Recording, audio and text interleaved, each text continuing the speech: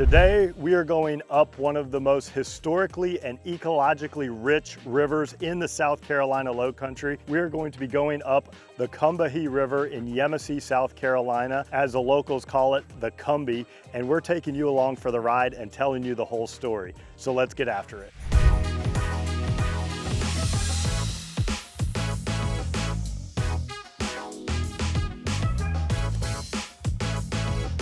If you put your boat in on the Combahee River in Yemassee, South Carolina, you might think it's just another beautiful lowcountry river. But these waters have witnessed Native Americans, wealthy plantation owners, enslaved Africans, Civil War battles, Harriet Tubman's greatest military victory, and today, some of the most protected wildlife habitat on the East Coast. This river has never stopped changing lives. Today, we're going to discover exactly why.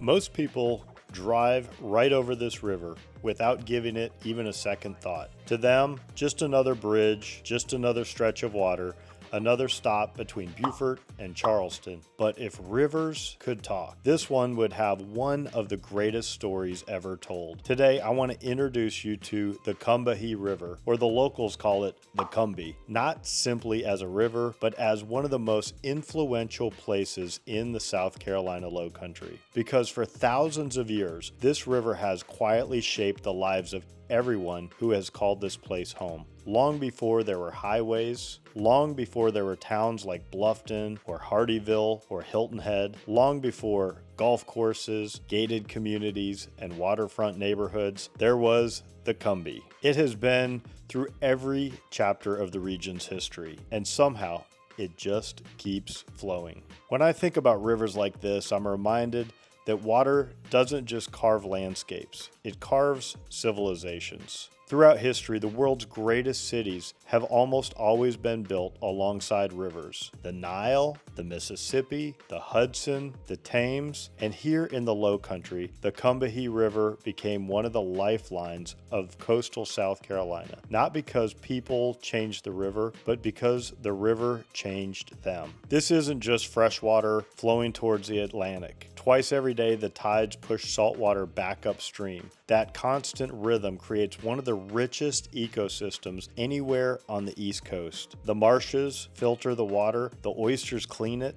the fish thrive here, the birds depend on it, and every living thing is connected. It's almost like the river has spent thousands of years quietly building the perfect home, not just for the wildlife, but for people too. Which brings us to a question that I've been thinking about all morning. Can one place hold both incredible beauty and unimaginable heartbreak at the very same time? Because that's exactly what makes the Combahee River so fascinating. The very things that made this river beautiful, the tides, the fertile soil, its endless waterways, also made it one of the most economically important places in the South. And where great opportunity exists, history often follows, sometimes for the better and sometimes for the worst. As a real estate agent, I spend a lot of time showing people homes, neighborhoods, communities, but every once in a while, I find a place that reminds me the land itself has a story. Long before anyone ever built on it, this river has seen Native Americans paddle its waters. It's watched wealthy plantation owners build fortunes along its banks. It's witnessed the unimaginable suffering of enslaved people. It became the pathway to one of the most extraordinary rescue missions in American history. And today, it's one of the most important wildlife sanctuaries in the entire country. This remarkable thing is the river has never stopped being itself. Generation after generation came and went. Empires rose and fell. Economies changed. Wars were fought. People left. Others arrived. Yet every morning, the tide still comes in. Every evening, it quietly flows back out to the sea. And that's why I think the Combahee River deserves to be more than just another scenic stop on a map. It deserves to have its story told. Because once you understand this river, you begin to understand the South Carolina Lowcountry itself. And that's exactly where our journey begins. At the beginning of this video, I introduced you to the Combahee River, but this is where we begin to understand what it witnessed, because this beautiful river didn't just support life, it created opportunity. By the early 1700s, settlers began to realize something remarkable. The tides that rolled in and out each day weren't just beautiful, they were incredibly useful. Using a network of dikes, canals, trunks, and floodgates, they learned how to harness those tides to flood and drain vast rice fields. It was one of the most sophisticated agricultural systems in early America. The result? The Lowcountry became one of the wealthiest regions in the colonies. Standing here today, it's hard to imagine that these quiet marshes once fueled an economy that reached around the world. But here's something that's often left out of the story. The success of these plantations wasn't built by chance. It wasn't built by machines. It was built by people. Thousands of enslaved Africans were forced here, many from the rice-growing regions of West Africa. Ironically, the very agricultural knowledge that made these plantations successful came with them. They understood tidal rice cultivation. They knew how to work this land. They brought skills that transformed the Lowcountry into an agricultural powerhouse. Yet they had no freedom to enjoy the wealth they created. It's one of history's greatest contradictions. The same river that brought prosperity to some brought unimaginable suffering to others. That's one of the things I love about nature. The river doesn't choose sides. It simply remembers. It's carried joy and heartache and success and sorrow for centuries. Earlier, when I asked whether a place can hold both incredible beauty and unimaginable heartbreak, I think the answer is yes. History is rarely simple, and places like the Combahee remind us that the most beautiful landscapes often carry the deepest stories. But this wasn't the end of this river's story. In fact, one of the greatest chapters was still waiting to be written. In 1863, during the Civil War, these same waters became the setting for one of the most remarkable military operations in American history. A woman named Harriet Tubman, already famous for leading enslaved people to freedom through the Underground Railroad, worked with the Union forces on an extraordinary mission. Using intelligence gathered from local enslaved people, Union gunboats navigated the Combahee River under the cover of darkness. Their objective wasn't simply military, it was liberation. As the boats moved upriver, plantations were disrupted, Confederate supplies were destroyed, and word spread quickly among enslaved families that freedom had arrived. Men, women, children, entire families rushed toward the river, many carrying only what they could hold, some leaving behind everything they had ever known. By the end of the raid, more than 700 enslaved people had escaped to freedom. It remains one of the largest emancipations of enslaved people during the Civil War, and Harriet Tubman became the first woman in American history to lead an armed military expedition. Think about that for just a moment. For generations, this river had carried boats filled with crops harvested through forced labor. Now, these same waters carried people towards freedom. The river hadn't changed, but its purpose had. That's what makes the Combahee River so extraordinary. It doesn't tell a story of only triumph or only tragedy. It tells the story of transformation. And just when you think its role in history is over, the Combahee River is reinventing itself all over again.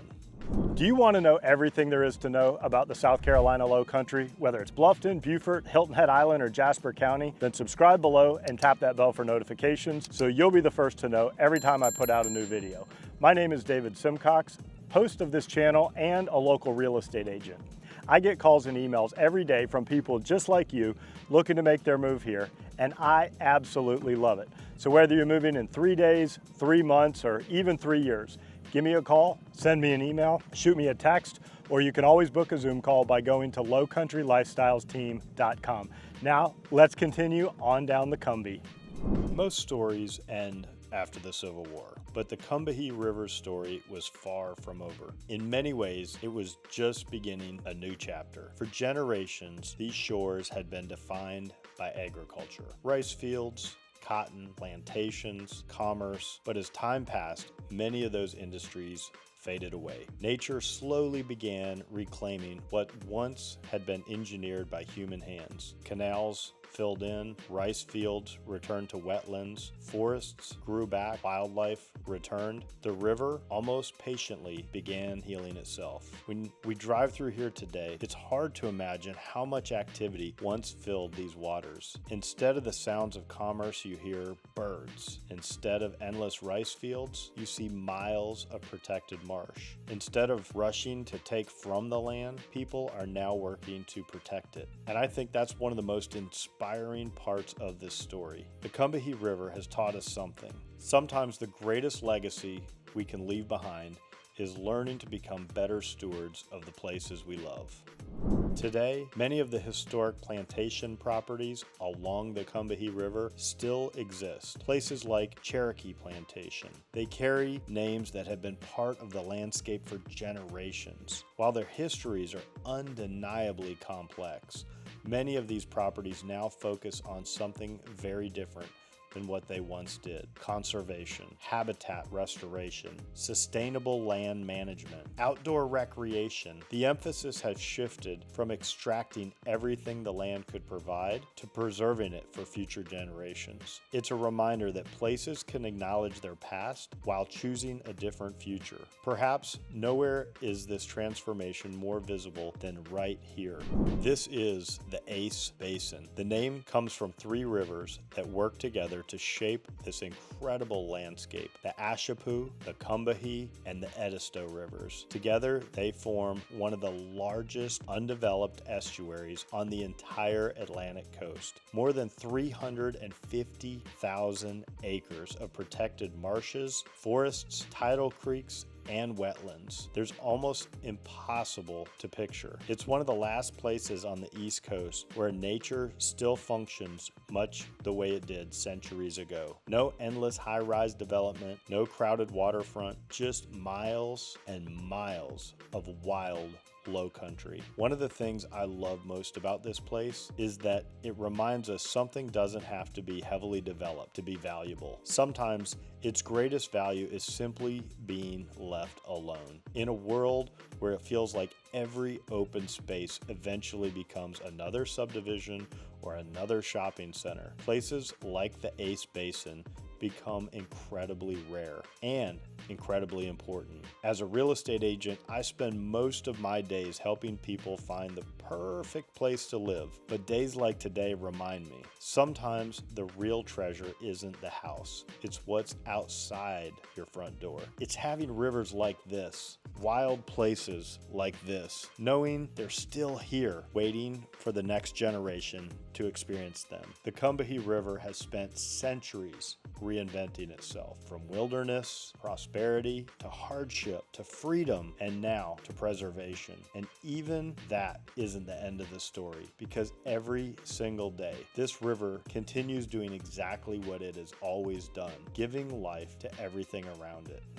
When you spend enough time around the Combahee River, you begin to realize something. The river has never stopped giving. For thousands of years, it has provided life in different ways. It fed Native American communities. It powered one of the most productive agricultural regions in early America. It became a pathway to freedom. It helped shape the history of an entire nation. And today, it continues to provide. Only now, its greatest gift may simply be reminding us to slow down. One of the first things you'll notice out here is the silence. Not the absence of sound, the absence of noise. Instead of traffic, you hear the wind moving through the marsh grass. Instead of sirens, you hear egrets calling across the water. Instead of notifications on your phone, you hear the tide. It's amazing how quickly a place like this changes your perspective. The Combahee River is one of the richest ecosystems in the Southeast. Bald eagles patrol the skies. Osprey dive into the water with incredible precision. Great blue herons stand motionless along the shoreline, waiting patiently for the perfect moment. Egrets, wood storks, white ibis, every season seems to bring another reason to come back. And then, of course, there are alligators, quietly watching from the edge of the marsh, perfectly adapted to into a place they've called home for millions of years. Out here, you quickly realize something. We're the visitors. This has always been their home. For fishermen, these waters are legendary. Redfish, speckled trout, redbreasts, brim, crabs. The tide brings life into these waters every single day. It's one reason generations of families have returned here year after year. Not because the river belongs to them, but because they feel like they belong here. You know, as someone who helps people relocate to the Lowcountry almost every single day, people often ask me why so many retirees choose this area. They usually expect me to talk about golf courses or beaches or restaurants, and those things certainly matter. But places like the Combahee River remind me that there's another reason. It just